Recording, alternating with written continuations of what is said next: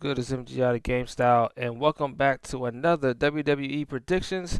This next event is going to be the 2024 Crown Jewel event, which will take place tomorrow or as of this recording, and I am going to give out my predictions for this match card, which surprisingly, this time I couldn't believe it that we actually have 7 matches for this card, which is crazy because Triple H never makes these type of matches this long. He only makes like maybe up to 5. Even we'd be rare to get 6.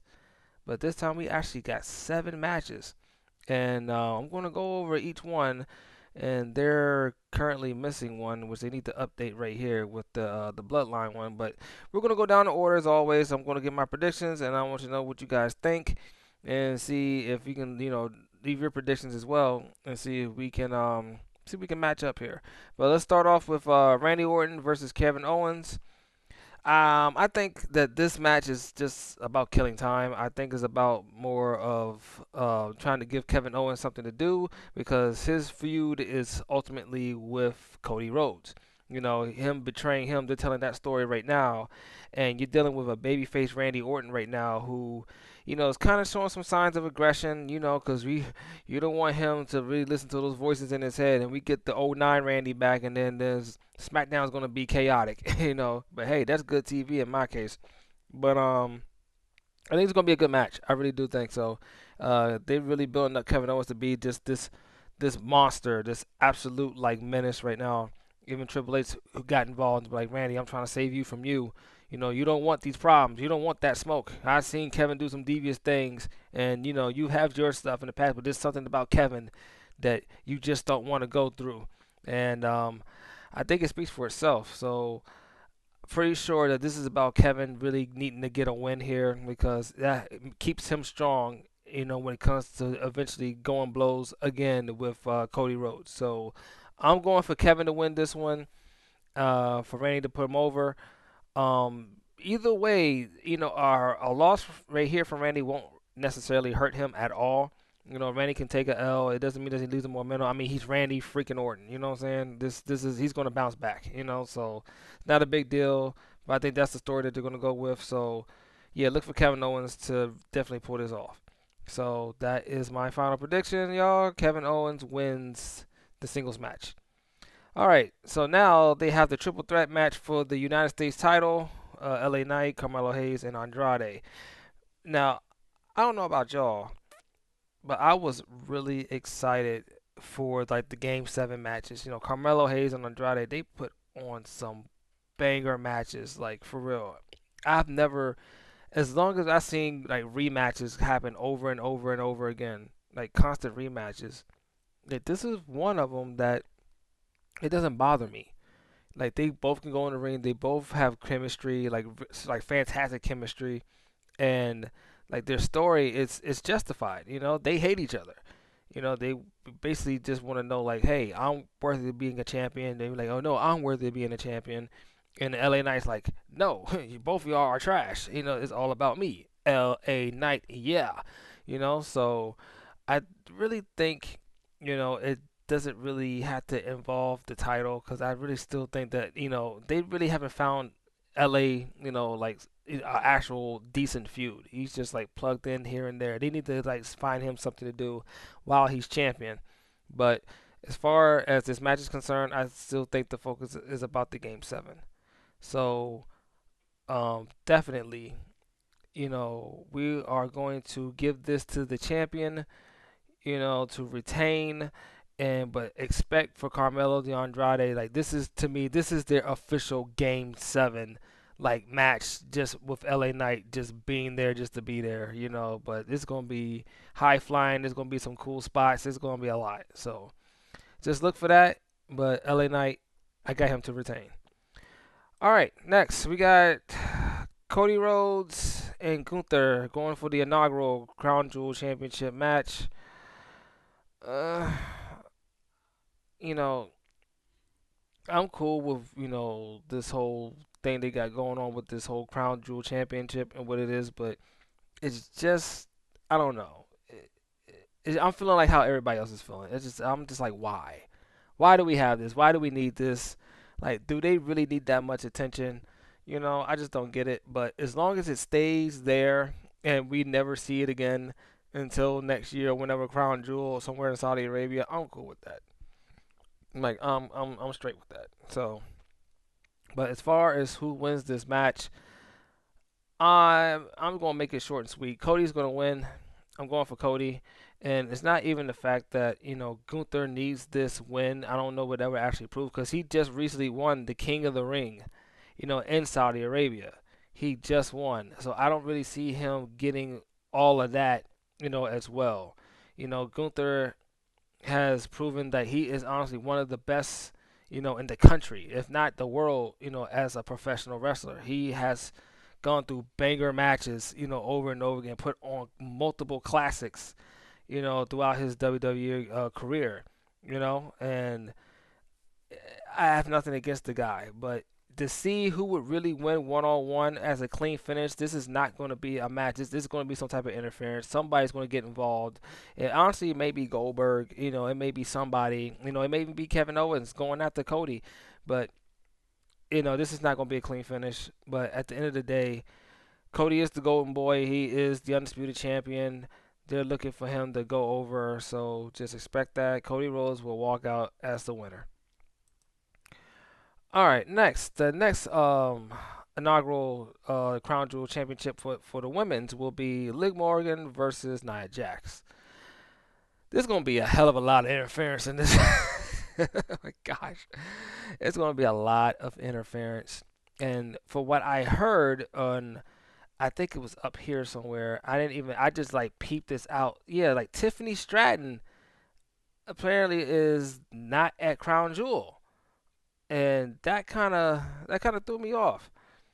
And I was kind of banking on her to be there because she was going to be my wild card to actually win this. Because my previous prediction was that Tiffany Stratton was going to cash in her case and make this a triple threat match at the last second, pin Nia Jax to get the title from her, but also she would be the inaugural women's champion.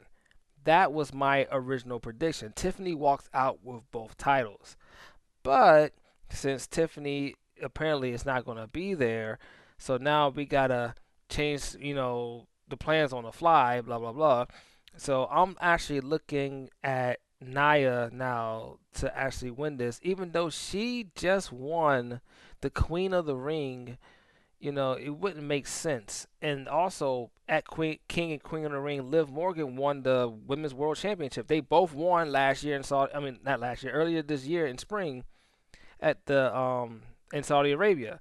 So now these two are going at it again and see who's going to win this ugly belt. So, but if you're really looking at it right now on the odd sides of Ray versus her power, Nia Jax has been killing it right now. She's gotten better in the ring. I think this should go to Nia. Liv doesn't really necessarily need this as her tenure right now is, more focused on her and Rhea and her story. It would be cool to get another cap and Liv's belt, but Liv is more decorated right now than Nia is, and I think Nia could use a little bit more of, for her domination.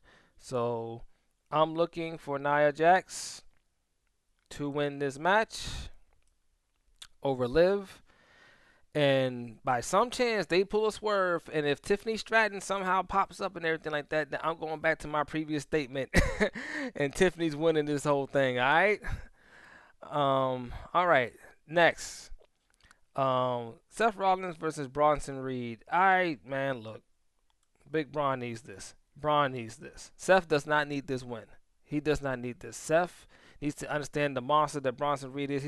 He is a excellent professional wrestler. He's a good talent. He's very big from size. He reminds me of Bam Bam Bigelow, when I was a kid. But just like in today's like version of this man could jump and off turnbuckles and everything like that. He's massive. He's angry. He's strong. So I think this will help elevate him up the card, and he really needs, a win over a multi-time world champion like Seth Rollins, who's already decorated. This will help Bronson's career. Seth does not need this win, and it won't hurt him to take a L at all. So, big Bronson Reed, I got him to win this. The build up to this was perfect. Them fighting and brawling all the time. I like it. I need that in my life. Let's go, Big Braun. All right. Next here, the Fatal Four Way. Jay Cargill and Bianca Belair against Damage Control, Piper Niven and Chelsea Green, and Lash Legend and Jakara Jackson. I don't really care for this match. I'm gonna be honest with y'all. I do not care. I really don't. I appreciate what Jade and Bianca are doing for the titles, for for the titles itself, trying to build up the women's tag team division. I appreciate that notion, but it still got a little ways to go because as fans, we really didn't care about it. We really did not have a good focus on it, and honestly, it hasn't really given me more of attention to where it made me want to look at it for the first time when the titles were first introduced, and when they was actually going for it. I think I would believe it was back in the Elimination Chamber, when it actually felt like it actually did mean something when Sasha Banks and Bailey first won them. It just seems irrelevant and unimportant. They're just there to be there. But as far as this is concerned, I got Damage Control winning this because out of these four teams right here, they are the most legit actual tag team. They know each other's move sets. They actually work together, constantly over and over. They tag and they work together.